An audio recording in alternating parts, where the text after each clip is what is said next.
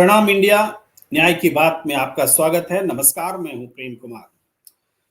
प्रियंका गांधी के अपमान पर गुस्से में है दिल्ली, गुस्से में है दिल्ली की महिलाएं और कांग्रेस में भी इस बयान के बाद जो एक नई जान आ गई है ऐसा महसूस हो रहा है। जबरदस्त विरोध हो रहा है, जगह जगह विरोध हो रहा है। ये दिल्ली की सड़कों पर दिख रहा है और खासकर अलका लांबा जिस विधानसभा क्षेत्र से चुनाव लड़ रही है कालकाजी से, और जहां से रमेश बिधूड़ी स्वयं चुनाव लड़ रही हैं और जहां से मुख्यमंत्री आतिशी चुनाव लड़ रही हैं, ये चुनाव क्षेत्र भी इस जंगे मैदान में एक तरह से तब्दील हो चुका है, ये नजर आ रहा है।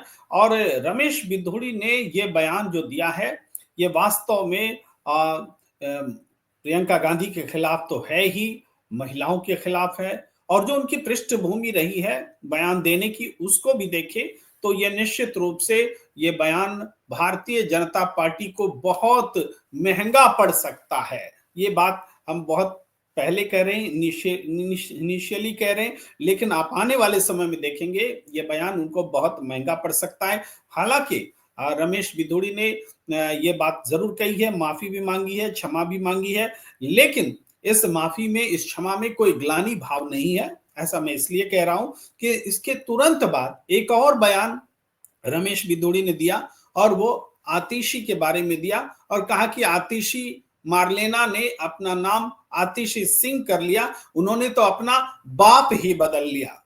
ये एक शर्मनाक बयान उन्होंने दिया है। हम आपकी जानकारी के लिए बता दें कि आतिशी मार्लेना यानी मार्क्सवादी लेनिनवादी जो सिद्धांत है कम्युनिस्टों का, वो मार्क्स और लेनिन के नाम पर उनके मम्मी पापा ने, जो कि माँ एक जर्नलिस्ट रही हैं, समाजवाद सोशलिस्ट रही हैं, कम्युनिस्ट रही हैं सोच से, विचार से, और इनके पिता भी वामपंथी सोच के रहे हैं, वो सिंह हैं। तो पिता के नाम के कारण इनके नाम के आगे आतिशी सिंह लगा हुआ होता है, लेकिन उनके माँ पिताजी चूंकि मार्क्सवादी और लेनिनवादी सिद्धांतों को मानते हैं तो उसके हिसाब से उन्होंने मार्लेना नाम दे रखा है। लेकिन ये नितांत रूप से व्यक्तिगत मामला होता है। इस बारे में रमेश बिधूड़ी ने जिस तरीके से आतिशी पर ये हमला बोला है कि उसके बाप का ठिकाना नहीं है या उनके बाप, अपने बाप का नाम उन्होंने बदल लिया है, बहुत ही अपमानजनक टिप्पणी ये आई है रमेश बिधूड़ी की। अब इस पृष्ठभूमि में देखें तो जाहिर बात है कि रमेश बिधूड़ी किस लिए जाने जाते हैं। रमेश बिधूड़ी आप जानते हैं संसद में सदस्य रहे। संसद में जब वो थे तो उन्होंने एक बीएसपी के तब सांसद थे जो बाद में कांग्रेस से बीच में चले गए थे, उनके खिलाफ में, चूंकि वो मुसलमान थे तो उन्होंने कटुआ और क्या क्या इस तरह के शब्दों का प्रयोग किया जिससे ज्यादा मैं बोल नहीं सकता, और आतंकवादी वगैरह सब बोला। लेकिन वो सारे शब्द जो है संसद में बोले गए, किसी पर कोई कार्रवाई नहीं हुई, कभी कोई एक्शन नहीं दिया गया। देखा यही जाता है कि भारतीय जनता पार्टी आम तौर पर जो महिलाओं का अपमान करती है, जो दलितों का अपमान करते हैं, जो अल्पसंख्यकों का अपमान करते हैं, उनको न सिर्फ संरक्षण देती है बल्कि स्वयं भी बीजेपी का लीडरशिप कोई मौका नहीं छोड़ता इन अपमान को में शामिल रहने का। मैं उदाहरण भी दे सकता हूं, यूं ही आरोप की बात नहीं है, अभी चर्चा होगी, मैं सारी बातें रखूंगा। लेकिन सबसे पहले मैं सुनाना चाहता हूं कि क्या इन्होंने बोला। एक बयान तो प्रियंका गांधी के बारे में जो रमेश बिधूड़ी ने दिया, वो बयान सुनाने की कोई आवश्यकता नहीं है। उन्होंने कहा कि हम दिल्ली में जो सड़कें हैं उसको इनकी गाल, प्रियंका गांधी के गाल की तरह बना देंगे, इस तरह से उन्होंने बयान दिया। सुर्खियों में आने के लिए बयान दिया हो या जिस वजह से दिया हो, लेकिन एक महिला का सीधे तौर पर अपमान है। और मैं रमेश बिधूड़ी के बयान को थोड़ा सुनाना चाहता हूं, सुनिए। लीना, ये तो सिंह बन गई भैया, चेहरा ही नाम बदल दिया। केजरीवाल ने बच्चों की कसम खाई थी, भ्रष्टाचारी कांग्रेस के साथ नहीं जाऊंगा। मार्लिना ने बाप बदल दिया, पहले मार्लिना थी अब सिंह हो गई। ये इनका चरित्र है। ये मुख्यमंत्री आतिशी के बारे में सीधा सा बयान है रमेश बिधूड़ी। और जब इससे पहले उन्होंने प्रियंका गांधी पर बयान दिया था, बहुत हल्ला हंगामा हुआ इस पर। आपको कांग्रेस की नेता अलका लांबा ने इस पर जबरदस्त विरोध जताया। अलका लांबा ने पुतले जलाए रमेश बिदुड़ी के, वो भी हम आपको दिखाना चाहते हैं। रमेश बिदुड़ी शर्म करो, शर्म करो, शर्म करो, लगे लगे तुम करो, तुम करो, रमेश बिदुड़ी शर्म करो, शर्म करो, शर्म करो,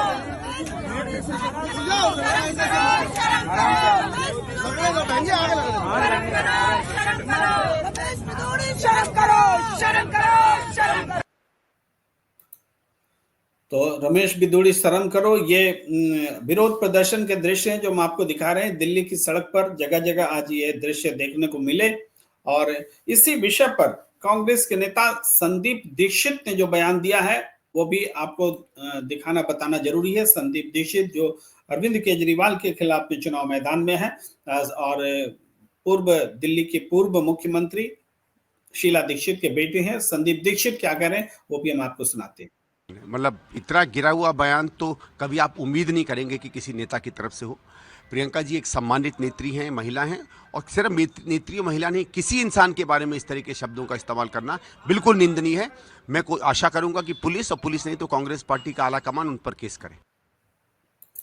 कांग्रेस पार्टी का आला कमान उन पर केस करे, ये बात संदीप दीक्षित कह रहे हैं। हम आपको ये बात बताएं कि देखिए, एक गुस्सा जो है ये स्वाभाविक है। रमेश बिदुड़ी ये बयान दे रहे हैं, बीजेपी की ओर से कोई अंकुश नहीं है। वो कभी मुसलमानों के खिलाफ बयान देते हैं, कभी महिलाओं के खिलाफ बयान देते हैं, और स्वयं अमित शाह ने दलितों के बारे में, बाबा साहब अम्बेडकर के बारे में क्या बयान दिया था सबको पता है। माफी या खेद नाम के शब्द उनकी जुबान पर नहीं आते। इस्तीफा तो कहते हैं कि मोदी सरकार में इस्तीफा होता ही नहीं। तो क्या लोकतांत्रिक मूल्यों के खिलाफ काम करेंगे, महिलाओं के सम्मान पर आघात करेंगे, दलित समुदाय की भावनाओं को चोट पहुंचाएंगे, और ऐसा करके आप उम्मीद करेंगे कि चुनाव जीत जाएंगे। मैं इसी विषय पर आना चाहता हूं कि क्या रमेश बिदुड़ी के बयान से बीजेपी को फायदा होगा? क्या ऐसे बयान देकर बीजेपी चुनाव जीत जाएगी? और अगर ऐसा नहीं है तो बीजेपी ऐसा क्यों कर रही है, इस पर अंकुश क्यों नहीं है? इस बात को समझिए कि दिल्ली में महिलाएं भरपूर वोट करती हैं, और दिल्ली में महिलाओं की जो महिला वोटर हैं उनकी तादाद जो है 70 लाख के करीब है। 70 लाख से मामूली रूप से कम, 69 लाख से ज्यादा और 70 लाख के बीच, ये करीब 70 लाख महिला वोटर हैं। और बीता जो लोग विधानसभा चुनाव हुआ था उसमें 60% महिलाओं ने आम आदमी पार्टी को वोट किया था। इस वजह से आप देखेंगे कि आम आदमी पार्टी उन महिलाओं के वोट बैंक को बचाने के लिए पूरा जतन कर रही है। महिलाओं के अकाउंट में 2100 रुपए डालने की बात, फ्री बस सेवा की बात, बिजली पानी फ्री करने की बात, इन तमाम चीजों के केंद्र में महिलाएं हैं। महिला वोटरों को कैसे खुश रखा जाए, कैसे अपने साथ जोड़ा जाए, इस पर राजनीतिक पार्टियां काम कर रही हैं। बीजेपी क्या कर रही है? बीजेपी महिला वोटरों को अपमानित करने का काम कर रही है। आप अगर प्रियंका गांधी के खिलाफ बोलेंगे, आप अगर आतिशी मारलेना के खिलाफ बोलेंगे कि बाप बदल लिया और इस तरह से अपमानित करेंगे, तो बीजेपी को क्या वोट मिल जाएंगे? क्या बीजेपी महिलाओं का अपमान करके वोट पा लेंगी? 70 लाख महिलाएं जब दिल्ली में बीजेपी के खिलाफ कमर कस लेंगी तो बीजेपी को चुनाव मैदान में वो 8 सीटें जो मिली थी वो भी मिलने की गारंटी खत्म। इस बात को समझिए, बहुत महत्वपूर्ण बात कह रहा हूं। देखिए, दिल्ली में मुसलमान वोट देंगे नहीं बीजेपी को, दिल्ली में दलित वोट देंगे नहीं बीजेपी को, दिल्ली में सिख वोट देंगे नहीं बीजेपी को, और दिल्ली में अगर महिलाएं भी वोट नहीं देंगी बीजेपी को तो आप समझ सकते हैं कि बीजेपी 8 क्या 1 सीट भी जीत पाना बीजेपी के लिए मुश्किल हो जाएगा। अब क्या ये इसकी क्षतिपूर्ति क्या है, इसका डैमेज कंट्रोल क्या कुछ हो सकता है? दिल्ली के वोटरों को हम कई तरीके से देखते हैं। महिलाएं एक वोटर हैं, वोट समूह है, पूर्वांचली एक वोटर है, वोट समूह है, झुग्गी में झोपड़ियों में रहने वाले वोटर हैं, वोट समूह हैं, और इसमें बहुत सारे कॉमन भी हैं। जाहिर बात है पूर्वांचली में महिलाएं भी होंगी, जाहिर बात है झुग्गी झोपड़ी में पूर्वांचली भी रहते होंगे। सिख वोटर हैं, इस तरीके जाट वोटर हैं, शहरी उच्च मध्यम वर्गीय वोटर हैं, बहुत तरह के वोटर्स हैं वो। लेकिन जो चुनाव में फर्क पैदा करते हैं दलित वोटर्स हैं। इन वोटर्स को साधने में राजनीतिक दल लगे हुए, लेकिन बीजेपी क्या कर रही है? प्रियंका गांधी को अपमानित करने और मार्लिना बोल करके आतिशी सिंह और मार्लिना में कंपेयर करके ये कहना कि आतिशी ने बाप बदल लिया, इससे भी घृणित बात कुछ हो सकती है? क्या एक नेता के पास बोलने के लिए, जनता से वोट मांगने के लिए कुछ रह नहीं गया है? ये बात सोचने का वक्त बीजेपी के लिए आ चुका है। लेकिन जब चारों तरफ से मांग उठने लगी कि रमेश बिधूड़ी को इस्तीफा देना चाहिए, रमेश बिधूड़ी को माफी मांगनी चाहिए, ये मांग जब जोर पकड़ने लगी तो क्या हुआ? तब देखिए कितना छिछोरापन रमेश बिधूड़ी ने दिखाया। वो हम पूरा बयान आपको सुनाएंगे, मुझे कोई शर्मिंदगी नहीं है। जब ये खुलेआम बोल करके भाषण देते हैं, पुलिस कार्रवाई नहीं करती, FIR नहीं होता, इनको शर्म नहीं आती, तो हमें उस बयान को दिखाने में भी कोई कतई कोताही नहीं बरतनी चाहिए। सुनिए वो कितनी बहानेबाजी कर रहे थे, अपने बयान का बचाव कर रहे थे। और हेमा जी के बारे में लालू जी जिनकी सरकार में मंत्री रहे हैं वो माफी मांगे। वो हेमा जी के बारे में जो लालू जी लाइन्स में चलते हैं, ये हेमा जी के बारे में अगर बोला है ऐसे अपशब्द, और प्रियंका गांधी एक विशेष VIP कल्चर खानदान से है। क्या करोड़पति की एक खानदान की बेटी तो महिला है, और एक जनरल परिवार से निकलने वाली हेमा मालिनी वो महिला नहीं है? वो महिला नहीं है। एक खानदान विशेष से निकलकर आने वाला नेहरू खानदान का परिवार राजकुमार होगा, महिला होगी। गरीब परिवार में, सामान्य परिवार में रहने वाली महिला नहीं है। कांग्रेस माफी मांगे, कांग्रेस लालू से माफी मंगवाए, और ऑन बिहाफ ऑफ लालू उनकी सरकार में मंत्री रहे हैं, वो उनसे माफी मांगे। वो कंपेयर किया गया है। जैसा कोई आगे से बोलेगा, प्रधानमंत्री के पवन खेड़ा जी जो रफूगर हैं कांग्रेस के, जो केवल चाटुकारिता का कारण राजनीति में हैं, शीला जी के जमाने में सबको मालूम है कैसे दलाली करते थे। मैं उनसे पूछना चाहता हूँ, पवन खेड़ा जी से, प्रधानमंत्री जी की पिताजी के बारे में जो टिप्पणी की, पवन खेड़ा माफी मांगे। ये पहले माफी मांगने की, वरना जिस प्रकार की भाषा का उपयोग करेंगे, ईंट का पत्थर हमेशा ईंट का जवाब हमेशा पत्थर से दिया जाएगा। बयान आपका गलत था, मतलब आपको नहीं लगता कि बयान आपका गलत है?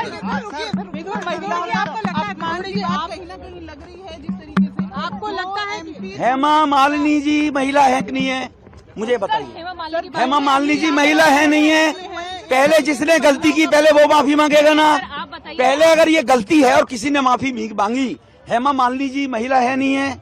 एक साधारण परिवार की निकलकर एक महिला और एक दुनिया में भारत का नाम रोशन करती है, वो महिला नहीं है? और एक खानदान में पैदा हुई वो महिला है। How is it possible? Sir सवाल ये उठ रहा है कि ये जस्टिफाइबल है कि आप, उन्होंने अगर कोई गलती करी है तो आपकी तरफ से भी ऐसा जवाब आए जो जब दो जगह डिस्प्यूट पैदा होता है तो लोग कहते हैं आपने ये गलती करी, आप इसको रेक्टिफाई करे, दूसरा भी करेगा। आप रेक्टिफाई कांग्रेस करे तो घर भी रेक्टिफाई होगी। अलका लामा जी कह रहे हैं कि जो बीजेपी और आम आदमी पार्टी है दोनों महिला विरोधी हैं और इन दोनों के भी साठ काट है। किस तरीके से इस आरोप को आप देख रहे हैं? बहुत इंटरेस्टिंग। महिलाओं के बारे में जो योजना है केंद्र सरकार में भारतीय जनता पार्टी के द्वारा लाई गई है, झूठे आश्वासन नहीं देना, झूठे किसी के वायदे नहीं करना, ये केवल बीजेपी करती है। कांग्रेस और आम आदमी पार्टी दोनों निश्चित रूप से एक खानदान का परिवार का व्यक्ति है, तो वो महिला भी होगा, वो पुरुष भी होगा, वो चाहे वो इंदिरा जी हो, चाहे जवाहरलाल, वो राजकुमार भी होंगे। और देश में 140 करोड़ लोग जो सामान्य परिवार से जी कर आते हैं, उनके बारे में कोई कुछ भी टिप्पणी करेगा और ये कुछ भी लोग, ये सवाल हो ही नहीं। भारत में 140 नागरिकों का सबका अधिकार है, फंडामेंटल राइट्स है। फिर दोहराना चाहता हूं, कांग्रेस लालू जी से, या Congress on behalf of Lalu की सरकार में कैबिनेट मंत्री रहे, वो माफी मांगे। हेमा मालिनी जी एक भारत की बेटी है, क्या वो दक्षिण भारत की है? तो वो बेटी नहीं है हमारी, वो बहन नहीं है हमारी। तो इसलिए सभी बहन समान है, सभी सभी सम्मान के योग्य हैं, सभी इज्जत के योग्य हैं। इसी प्रकार से कांग्रेस स्थिति स्पष्ट करे कि लालू उनकी कैबिनेट में मंत्री है, कितनी बार माफी मंगवाई, क्योंकि वो हेमा मालिनी जी थी, वो एक विशेष घराने की बेटी नहीं थी। तो इसलिए कांग्रेस को कभी याद नहीं आया हेमा मालिनी के बारे में। वो करें एक्शन का रिएक्शन। आपको लगता है ये हिपोक्रेसी ही है, उनके पास कुछ है नहीं, भ्रष्टाचार किया, जवाब है नहीं कोई, अब वोट कैसे मांगेंगे? अब वोट इसी प्रकार से ऐसे ही नौटंकी करके मांगने की कोशिश करेंगे। लेकिन उस परिवार ने, नेहरू परिवार ने इस देश को 70 साल में बर्बाद की है। वो ये चाहते हैं उस परिवार की चाटुकारिता करते हुए लोग उनको वोट दे देंगे। उनकी गलतफहमी है। उस परिवार से देश अब नफरत करता है। उस देश ने देश का पार्टीशन कराया। उस परिवार ने देश के अंदर सेक्युलरिज्म के नाम से बहुसंख्य समाज को बर्बाद किया है। तो उस परिवार के नाम से रोटी सेकेंगे। अब देश उस परिवार को नकार चुका है। धन्यवाद।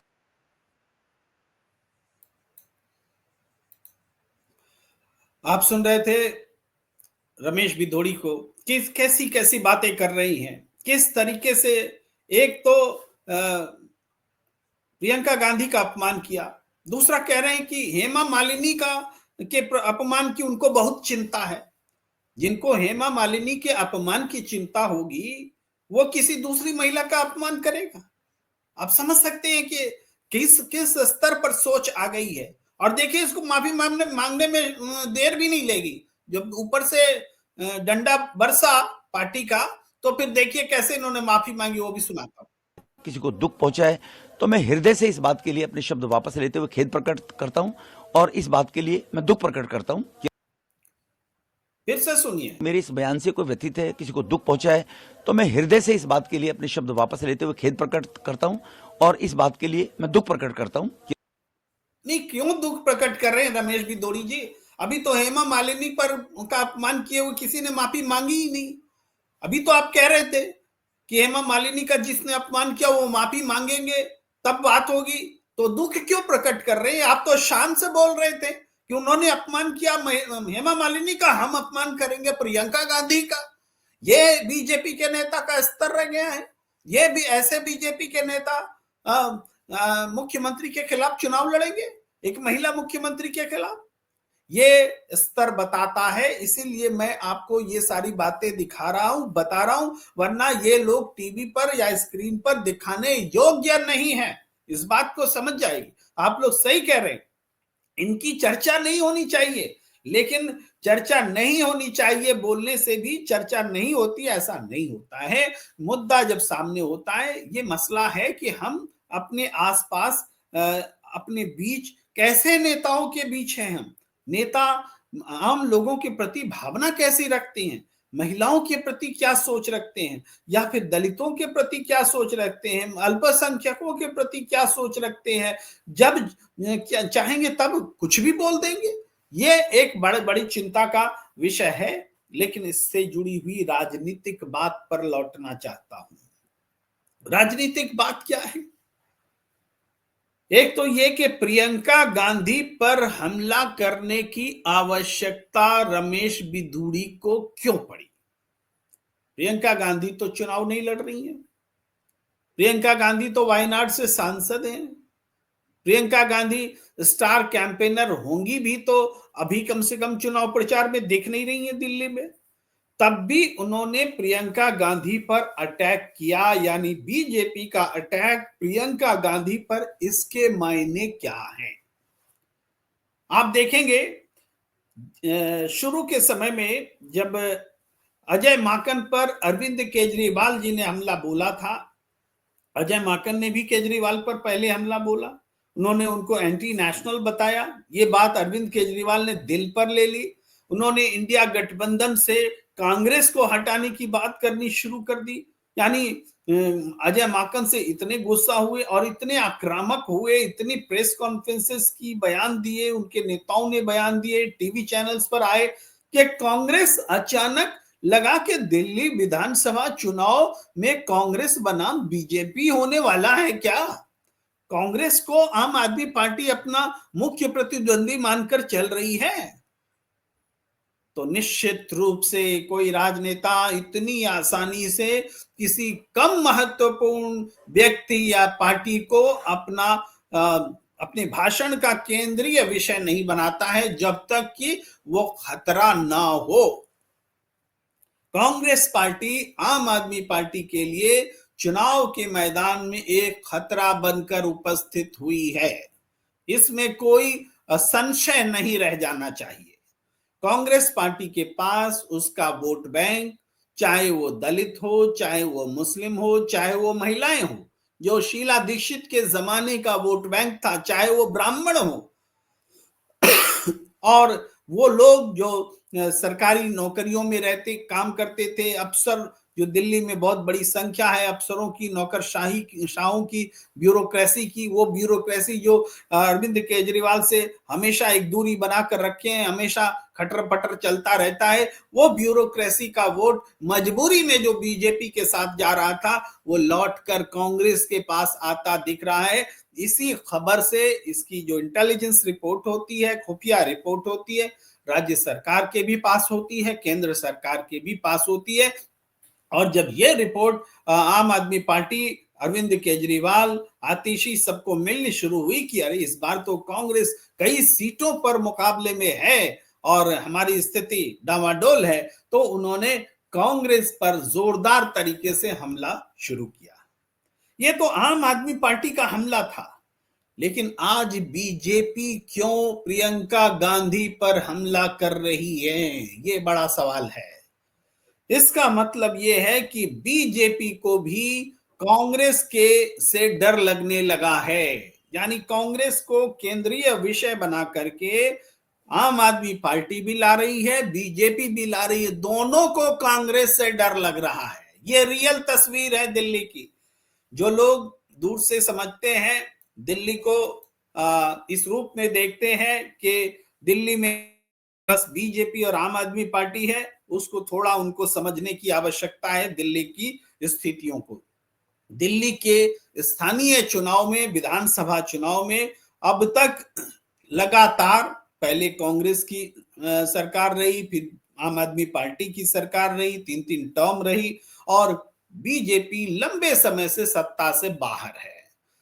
लोकसभा चुनाव में भले जीत जाती है, लेकिन विधानसभा चुनाव में दिल्ली में बीजेपी के पास कोई बड़ा चेहरा नहीं है, गुटों में बटी हुई दिल्ली है। आयातित उम्मीदवारों पर ये चुनाव लड़ते रहे हैं, कभी मनोज तिवारी का नाम, कभी किरण बेदी का नाम, कभी कुछ, लेकिन हर्षवर्धन जी जैसे नेता भी रहे तो उनको उतनी तवज्जो नहीं मिली। बहुत सारी बातें हुई। किसी जमाने में बीजेपी के पास साहेब सिंह वर्मा हुआ करते थे, सुषमा स्वराज हुआ करती थी, मदन लाल खुराना हुआ करते थे, लेकिन अब उन नेताओं की पात खत्म हो चुकी है और बीजेपी के पास ऐसे ही रमेश बिधोरी और परवेश वर्मा जैसे नेता हैं। अभी नई आई हैं सुषमा स्वराज जी की बेटी बांसुरी, अभी उनको पोजीशन उस हिसाब से उस पर पार्टी का उन पर कॉन्फिडेंस नहीं है, तो बीजेपी अभी लीडरशिप के मामले में स्ट्रगल कर रही है।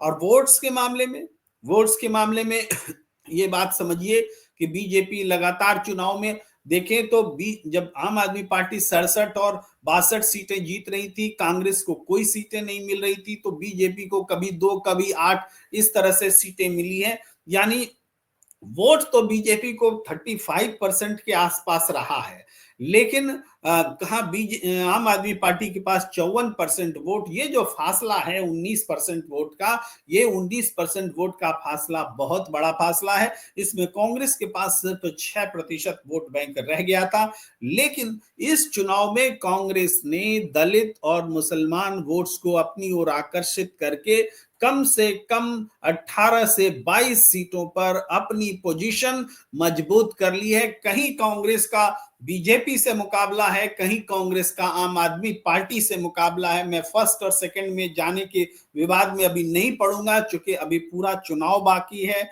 चुनाव कैंपेन बाकी है, नारे सज रहे हैं, बन रहे हैं, और कांग्रेस किस तरीके से चुनाव लड़ती है इस पर भी डिपेंड करेगा। अभी एग्रेसिवनेस है, क्या ये एग्रेसिवनेस आगे भी बरकरार रहता है, यह भी एक महत्वपूर्ण बात है। अगर कांग्रेस इसी तरीके से एग्रेसिवनेस को बरकरार रखती है कि बीजेपी को कांग्रेस पर हमला करने के लिए मजबूर होना पड़ता है, आम आदमी पार्टी को कांग्रेस पर हमला करने के लिए मजबूर होना पड़ता है, तो निश्चित रूप से ये समझिए कि कांग्रेस की दिल्ली में वापसी हो रही है। इस बात को आपको समझना होगा। अब जैसे एक सवाल है, झुग्गी वासियों का सवाल है दिल्ली में। झुग्गी वाले 20 लाख की आबादी है झुग्गी वालों की दिल्ली में। अब दिल्ली में 20 लाख आबादी कम नहीं होती है भाई, जहां 70 लाख महिलाओं की आबादी है, 1.5 करोड़ पूरे वोटर हैं, 1.5 करोड़ में अगर 20 लाख झुग्गी वाले हैं तो ये पूरे चुनाव को बदलने की ताकत रखते हैं।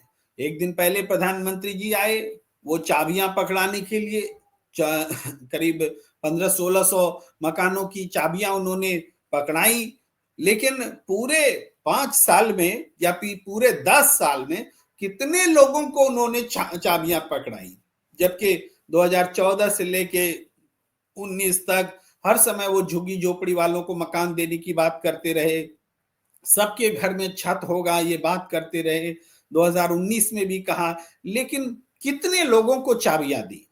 चाबियां दी 4700 लोगों को, 4700 लोगों को। अब देखिए ये जो चाबी देना कैसे बैकफायर करता है और बैकफायर कर रहा है, उसकी ओर मैं ध्यान दिलाना चाहता हूं। बीजेपी क्यों बेचैन है? बीजेपी ने जब एमसीडी चुनाव आया था उस समय भी नरेंद्र मोदी जी ने कुछ लोगों को चाबियां दी थी, 3000 के करीब लोग थे जिनको चाबियां दी थी, तब भी एमसीडी का चुनाव हार गई। क्यों हारी? इसको एनालाइज कीजिए। मैंने कहा कि 20 लाख झुग्गी में रहने वाले लोग हैं। अब 20 लाख लोग इंतजार कर रहे थे कि 2022 तक तो हमें अपना छत मिल जाएगा। बीजेपी ने एक नारा दिया, जहां झुग्गी वहीं मकान, तो उनको और खुशी हुई, लेकिन ये खुशी भौतिक रूप में उनको प्राप्ति के तहत महसूस नहीं हुई, यानी फिजिकली वो महसूस नहीं कर पाए कि उनके हाथों में वो झुग्गी के बदले मकान मिलने वाला है या मकान मिल रहा है। इसका नतीजा क्या हुआ? इसका नतीजा ये हुआ कि जिनको मकान मिला वो तो खुश हुए, उन्होंने ज्यादातर वोट भी किया होगा, 1500-3 हजार तब भी किया होगा, लेकिन 3000 से तो आप एमसीडी का चुनाव जीत नहीं सकते थे, हार गए चुनाव। अभी ये 1500 लोगों को आपने चाबी दी है, तो बाकी जो हैं ये 4700 छोड़ के 20 लाख लोग में, 20 लाख की बात में, 20 लाख झोपड़ी की बात नहीं कर रहा हूं, 20 लाख में करीब हर घर में 5 आदमी के हिसाब से 5 लाख जो है, 5 के 20 बोलिए, बल्कि 5 लाख घर झुग्गी जो होगी, ऐसा माना जाता है राउंड फिगर में कि दिल्ली में 5 लाख के आसपास झोपड़ी है। तो 5 लाख में से 5000 आप ले जाइए वोट जिनको आपने मकान दिया, बाकी सब तो खार खाए बैठे हैं। हमारी झोपड़ी कब मकान में बदलेगी, हमें कब छत मिलेगा मोदी जी? अब ये सवाल जो है बीजेपी को बेचैन कर रहा है, और नरेंद्र मोदी जी ने बार बार जो भाषण दिया है वो जुमला साबित हुआ है, जुमला। मैं उस जुमले को भी आपके सामने रखता हूं, सुनिए, आपको बात समझ में आ जाएगी जो मैं आपको समझाना चाह रहा हूं। फिर मैं लौटूंगा उस विषय पर कि कैसे कांग्रेस इंपॉर्टेंट हो गई है दिल्ली के चुनाव में। पहले सुनिए नरेंद्र मोदी जी का। 75 साल होंगे तब हमारे यहाँ दिल्ली में हर झुग्गी झोपड़ी वाले को अपना पक्का घर हो, ये सपना मैं पूरा करना चाहता हूं। 2022 तक हमने सपना देखा है, हर गरीब बेघर को अपना पक्का घर देने के संकल्प का हमारा जो फैसला है। अभी भी जो लोग झुग्गी झोपड़ी में रहते हैं, मेरी तरफ से उनको वादा करके आना, आज नहीं तो कल उनके लिए पक्का घर बनेगा, उनको पक्का घर मिलेगा। उनके लिए पक्का घर बनेगा, उनको पक्का घर मिलेगा, आज नहीं तो कल। आप तो तारीख देना भी भुला गए। तो ये वो बात है जिससे आम जनता का भरोसा बीजेपी पर नहीं होता है। डिलीवरी कौन कर रहा है? अब ये लड़ाई कांग्रेस और आम आदमी पार्टी के बीच इसलिए है कि आम आदमी पार्टी ने कुछ डिलीवरी दिखलाई है, और बहुत सारी उम्मीद जगाई है। कांग्रेस पार्टी इस आधार पर घुसपैठ कर रही है कि आम आदमी पार्टी जो बात कहती है उसमें पूरी सच्चाई नहीं है। ये उन्होंने फर्जीवाल कहा है, केजरीवाल नहीं, फर्जीवाल। और उनका कहना होता है कि आपने स्कूल कितने बनाए। आम आदमी पार्टी कहती है स्कूल बनाने के लिए संसाधन कम पड़ते, टाइम लगता, तो हमने क्लासरूम्स बना दिए, हमने एजुकेशन का लेवल ऊंचा कर दिया। कांग्रेस पार्टी कहती है कि एजुकेशन का लेवल क्या खाक ऊंचा किया। मैट्रिक में 10वीं 12वीं में परीक्षा देने वालों की तादाद बढ़ ही नहीं रही है। सबको आप 9वीं 8वीं 7वीं में फेल कर देते हो, 9वें 10वें में बढ़ने नहीं देते हो। आप बाद में कहते हो कि हमने अच्छा रिजल्ट निकाला। इतने बच्चे जो फेल हो गए उनके फ्यूचर का क्या हुआ, वो सवाल उठाती है। फ्री बस सेवा की बात होती है तो कांग्रेस पार्टी कहती है कि फ्री तो बस है आपकी, लेकिन बस महिलाओं को देख के भाग जाती है, रुकती ही नहीं है। कहने का मतलब तुर्की जो है वो जवाब दे रहे हैं और वो कह रहे हैं कि हमने जो कांग्रेस के शासनकाल में, शीला दीक्षित के शासनकाल में जो सुशासन दिया, जो व्यवस्था दी, जो इंफ्रास्ट्रक्चर दिया, उसी को आप आगे अब तक बुनाते आए हैं। आपने क्या किया दिल्ली के लिए वो बताइए, ये सवाल कांग्रेस पूछ रही है। तो जाहिर बात है कि लड़ाई कांग्रेस और बीजेपी के बीच बनती नजर आ रही है। महिलाएं निश्चित रूप से महत्वपूर्ण हैं और हमने कहा कि महिलाओं को लुभाने के लिए आम आदमी पार्टी ने कैश देने का वादा किया है। इस पर अपोजिशन भी उन पर हमलावर है कि ये वादा आपने 10 साल में पहले क्यों नहीं दिया। ये कांग्रेस भी पूछ रही है, बीजेपी भी पूछ रही है। इन सवालों का जवाब देने में आम आदमी पार्टी को दिक्कत आ रही है, लेकिन बीजेपी को तो पूछने का हक ही नहीं बनता है। बीजेपी के हाथ में 20-20 स्टेट हैं पूरे देश में। उन स्टेट्स में बीजेपी ने महिलाओं के लिए क्या दिया और क्या किया? भाई, जो फ्री बिजली का नारा, जो फ्री बस का नारा दिल्ली से उठा, आम आदमी पार्टी ने यहां शुरू किया, तो फ्री बिजली कांग्रेस ने तो कर्नाटक में दी, महिलाओं को सफर कर्नाटक में दिया, तेलंगाना में ये दोनों चीजें दी। इवन हिमाचल में भी मुझे ठीक अभी ध्यान नहीं आ रहा है हिमाचल का, लेकिन तेलंगाना कर्नाटक का हमने देखा है कि वहां पढ़ा भी है, पूरे आंकड़े हमारे पास में कि उन्होंने किया है महिलाओं के लिए। तो कांग्रेस ने तो कुछ किया भी है। बीजेपी ने क्या किया? बीजेपी ने लाडली योजना दी, लाडकी योजना दी। तो इन योजनाओं से कुछ योजनाएं जरूर की है एक दो स्टेट में जहां जहां अभी चुनाव हुए, लेकिन उससे आगे आम आदमी पार्टी ने कम से कम जो स्टेप लिया जिसके लिए आप आलोचना करते हैं दिन रात, उसको बीजेपी ने भी एक्सेप्ट किया, कांग्रेस ने भी एक्सेप्ट किया। ये आम आदमी पार्टी की मजबूती है। लेकिन आम आदमी पार्टी को इस बीते 3 कार्यकाल का जो एंटी इनकम्बेंसी है वो झेलना पड़ सकता है। लेकिन मैं ये भी कहता हूं, एंटी इनकम्बेंसी किसके खिलाफ होता है? जिसकी सरकार होती है। दिल्ली में किसकी सरकार है? आम आदमी पार्टी की। अधूरी बात है।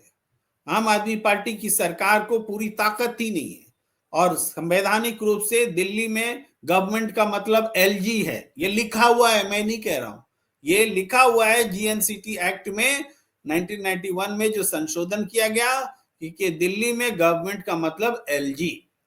तो दिल्ली में सरकार तो एलजी की है, तो एंटी इनकम्बेंसी एलजी के लिए होगा। कानून व्यवस्था का सवाल है। दिल्ली में महिलाएं महफूज नहीं है, आप किसी से बात कीजिए। स्नैचिंग होती है, मोबाइल छीने जाते हैं, बलात्कार की घटनाएं, अपहरण की घटनाएं देश में जितने भी मेट्रो सिटीज हैं सबसे ज्यादा दिल्ली में हो रही हैं। और उन चीजों को रोकने की जिम्मेदारी किसकी है? अमित शाह की है, जो गृह मंत्री हैं, लेकिन वो रोक नहीं पा रहे हैं। दिल्ली में नशा बढ़ रहा है, वो रोक नहीं पा रहे हैं। दिल्ली में घुसपैठिए आ रहे हैं, अमित शाह रोक नहीं पा रहे हैं। यानी एंटी इनकम्बेंसी ज्यादा बीजेपी के खिलाफ है। ये बस बात को मैं बता रहा हूं। एंटी इनकम्बेंसी सरकार के खिलाफ होती है। दिल्ली में 2 सरकार हैं, एक बीजेपी की ओर से एलजी और दूसरी आम आदमी पार्टी। आम आदमी पार्टी के पास न दिल्ली पुलिस है और न सरकारी अफसर।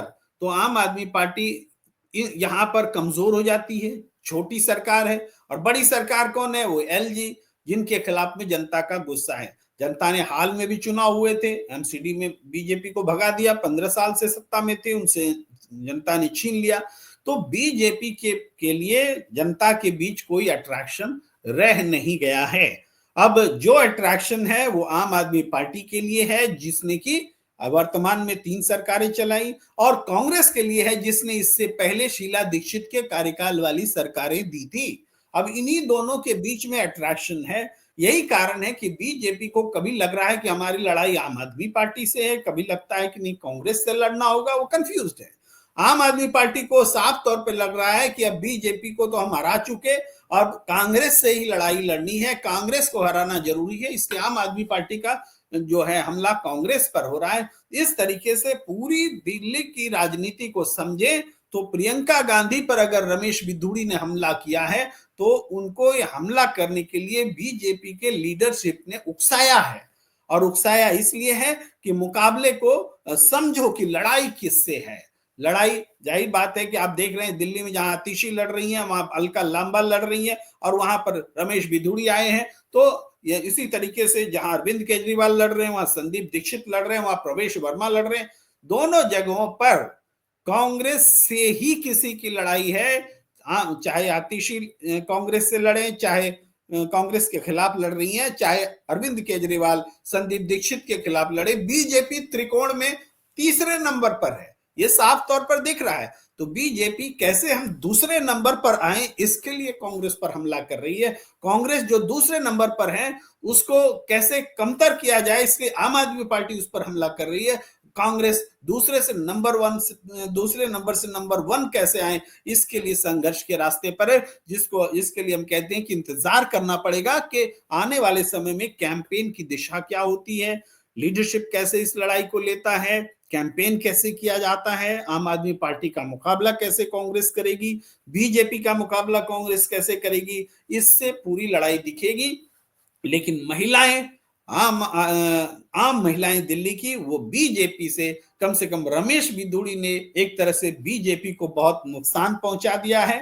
महिलाओं को अगर दूर आप कर देंगे तो आप चुनाव जीतने की इच्छा नहीं रख सकते, और महिलाएं इन चीजों को बर्दाश्त नहीं करती कहीं भी। अब महिलाएं पुरुषों के कहने से वोट नहीं देती, महिलाएं अब अपने हिसाब से वोट देती हैं, और वो आर्थिक स्वतंत्रता उनको हासिल हुई है। बीते कुछ सालों में देश की राजनीति ऐसी बदली है कि महिलाओं को ध्यान में रख करके उनके लिए योजनाओं की घोषणा राजनीतिक दलों को करनी पड़ रही है। तो हमारा काम राजनीति को समझना, समझाना और टेम्परामेंट जो है उसको समझने के लिए प्रेरित करना है। मुझे यकीन है कि आपको जरूर इसमें मदद मिलेगी, और आप सबका मैं बहुत साधुवाद देता हूं कि आपने हमारे साथ जुड़े, और कुछ प्रतिक्रिया मैं जरूर लेना चाहता हूं, उसके बाद मैं बात को खात्मे अंतिम परिणाम की ओर ले जाऊंगा। रुद्रा लिख रहे हैं दिल्ली में कांग्रेस को 1 सीट आ जाएगी तो मूंछ मुड़वा लूंगा।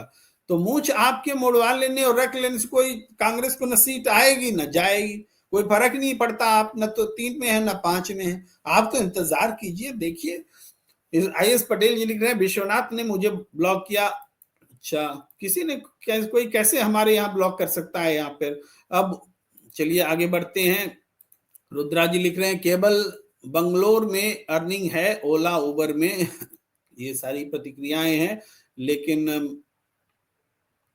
प्रतिक्रिया केवल ये लिख रही है कि मेरा एक दोस्त भी पानी पूरी दुकान खोला था और कोरोना आ गया, दुकान बंद कर दिया, मस्त टाइम पास हो रहा था इवनिंग में उनका दुकान में। अच्छा, और विधि जी लिख रहे हैं रिश्ते बनाना आसान है, उसे बिगाड़ना और भी आसान, मुश्किल है तो सिर्फ निभाना। काश इतनी छोटी सी बात सबको समझ में आती। ये छोटी सी भी है, चाहे व्यक्तिगत संदर्भ में हो, लेकिन बड़े फलक पर भी महत्वपूर्ण बात है। रिश्ते निभाना, ये बात राजनीतिक दलों को भी सीखनी चाहिए, नेताओं को भी सीखनी चाहिए, आम जनता को भी सीखनी चाहिए, और रिश्ते निभाना तो बहुत ही महत्वपूर्ण बात है। तो चलिए आज की चर्चा को हम यहीं पर विराम देना चाहेंगे, और प्रणाम इंडिया को आप लाइक कीजिए, शेयर कीजिए, सब्सक्राइब कीजिए, ज्वाइन का बटन दबाइए, चैट, सुपर चैट, जो संभव होता है आप सहयोग कीजिए। और इसी आशा के साथ, विश्वास के साथ आप हमारे साथ बने रहेंगे, इस उम्मीद के साथ मैं आप सबका बहुत बहुत आभार जताता हूं। हमें दीजिए इजाजत। धन्यवाद। नमस्कार।